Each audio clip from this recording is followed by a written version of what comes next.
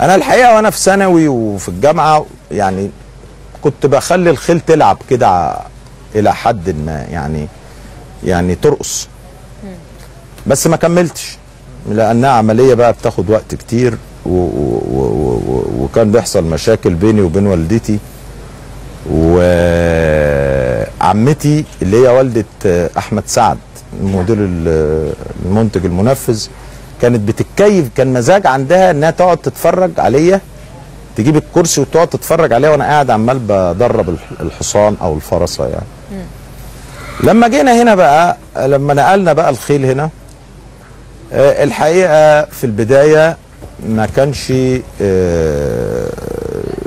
الرئيس عشري موجود معانا، فكان لازم ان انا ادرب ناس على ان هي تتعامل مع الخيل. فدربت ناس من ضمنهم عبد الحليم، واخد بالك ازاي يبقى سايس، ازاي يركب الحصان، ازاي يتعامل مع الحصان الى اخره من هذه الاشياء. نعم.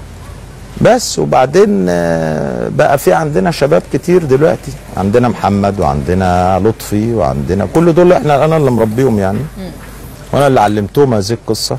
نعم. ومحمد ده علمته بقى جوكي بيجري في السبق وكسب سبق، بس ما كملش يعني لان الفلاحين ما عندهمش معلومه كامله عن دنيا السبق يعني. فخرج من الجيش اتجوز وبطل، قال انا هقعد انا هنا في المزرعه. قلت له ماشي يا عم.